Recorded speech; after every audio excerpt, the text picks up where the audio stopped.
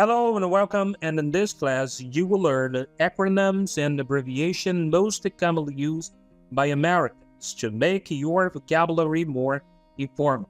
Once you learn what I'm about to teach, you can communicate faster, mainly if you are in the different countries making friends. O que vai fazer com que o estadunidense te veja como um conterrâneo, te veja como um nativo daquele lugar. E essa aula, então, ela vai ser dividida em duas partes. Na primeira parte, eu vou falar de 6 siglas em inglês, e na segunda parte eu vou falar de 6 abreviações em inglês.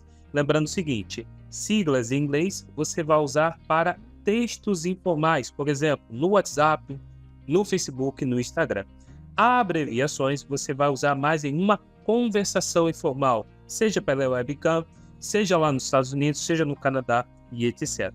E para a gente começar com o pé direito, você precisa formular perguntas acerca das siglas em inglês. E você tem duas maneiras de fazer isso. Uma mais difícil e uma mais simples. Vamos ver a mais difícil primeiro. Nós temos: What does this acronym stand for?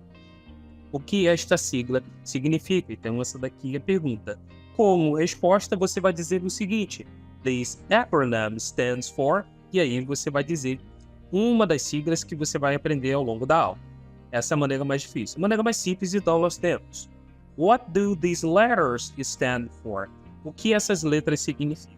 E por que essa daqui é mais simples? Porque a palavra letters, ela é parecida com a palavra letras em português, ou seja, são cognatos, são palavras parecidas e que têm o mesmo significado. E, como resposta a essa pergunta, você vai dizer o seguinte: These letters stand for... E aí você vai dizer as siglas, tá certo?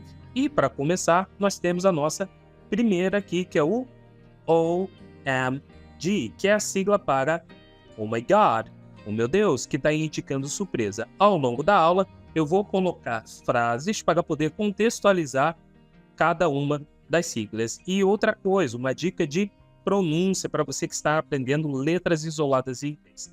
Essa daqui é a melhor maneira de você aprender a pronunciar as letras em inglês. Por quê? Porque as letras em siglas, elas estão embaralhadas. E isso força o seu cérebro a tentar um pouquinho mais lembrar a pronúncia correta de cada letra, tá certo? Então vamos à frase. Oh my God, Donald Trump was attacked by a shooter. Meu Deus, Donald Trump foi atacado por um atirador.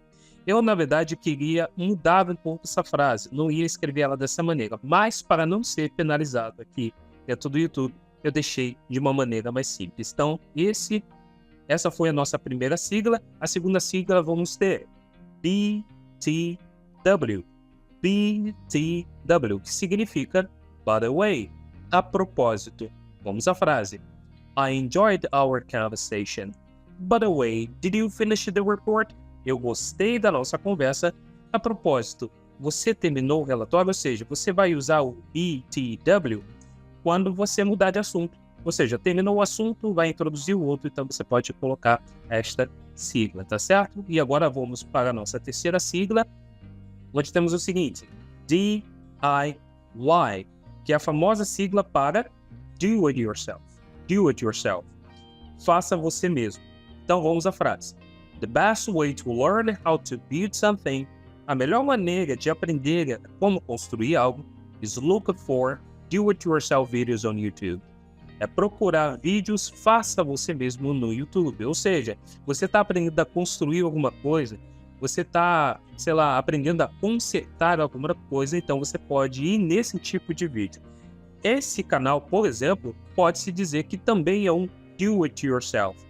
Por quê? Porque você está tendo a proatividade de vir aqui nesse canal e assistir uma aula de inglês. Isso aqui é muito importante, tá? Então, essa foi a nossa terceira sigla. A quarta sigla vai ser ASAP.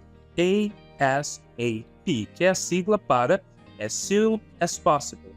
Que aí vai ter duas traduções: o mais rápido possível ou tão breve quanto possível. Só que tão breve quanto possível não é tão usado. A gente usa mais o mais rápido possível. Então vamos à frase. You can call me as soon as possible. Você pode me chamar o mais rápido possível.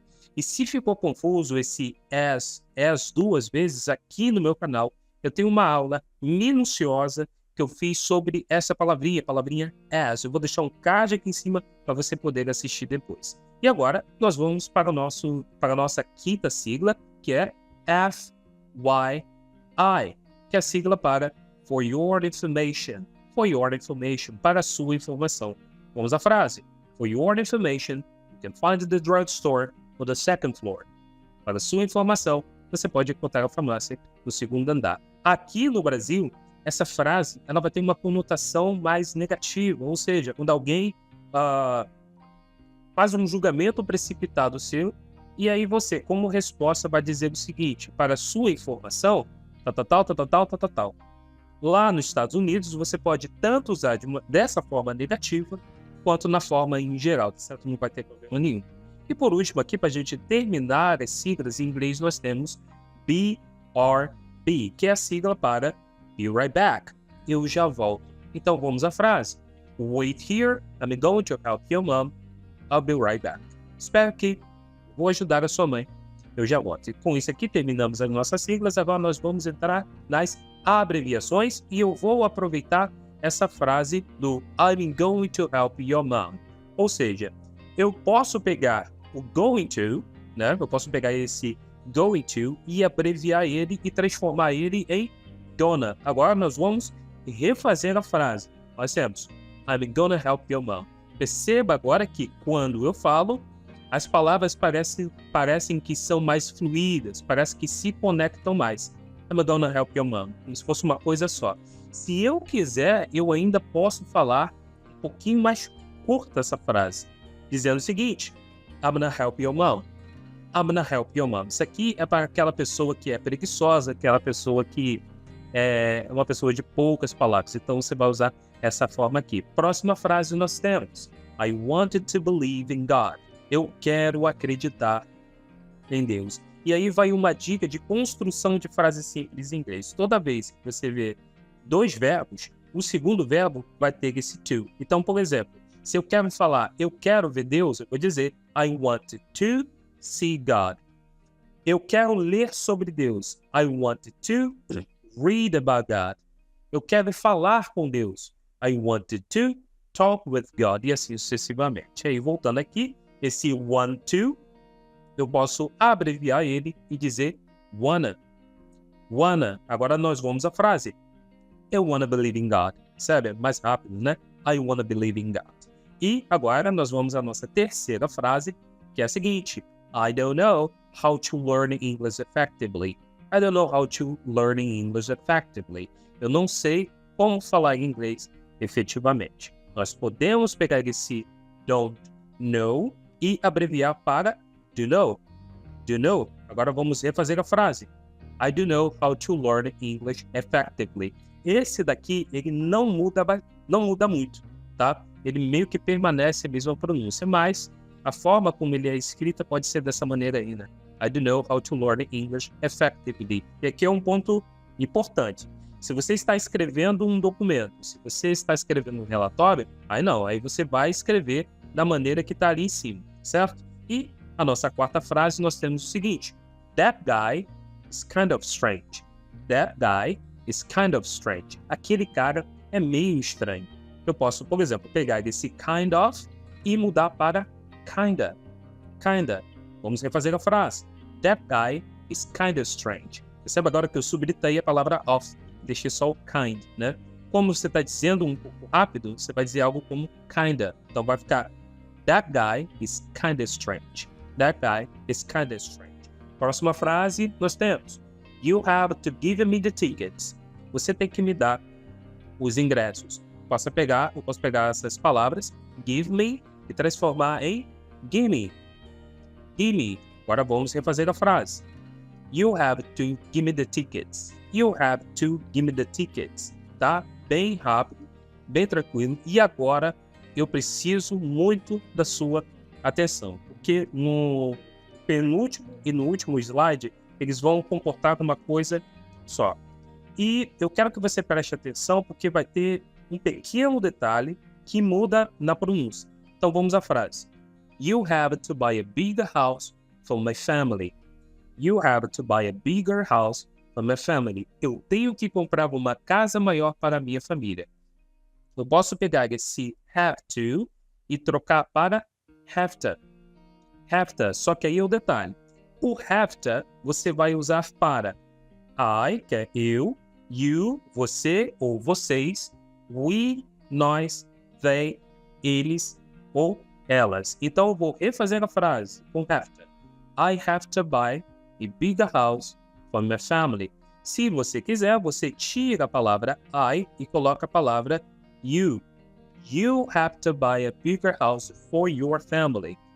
We have to buy a bigger house for our family. No caso ali do we, nós. E they have to buy a bigger house for their family. Eles têm que comprar uma casa maior para a família deles. Então você pode fazer essa troca usando o have to. A próxima frase é o seguinte: she has to prepare herself. Ela tem que se preparar. Lembra, ali no outro slide eu usei a palavra have e aqui eu vou usar a palavra has. She has to prepare herself. E aí eu posso juntar o has to e falar has to. Has to. E aí o has to ele vai ser usado para he, she, it. Tá certo? E aí nós vamos refazer a frase. She has to prepare herself. She has to prepare herself. Ela tem que se preparar. Se eu quiser tirar o she e colocar o he, eu também posso. He has to prepare himself. E se eu tirar o he e colocar o it, eu vou dizer it has to prepare itself. E com isso, você está munido agora tanto para fazer perguntas usando as siglas, falar de uma maneira mais informal usando as abreviações.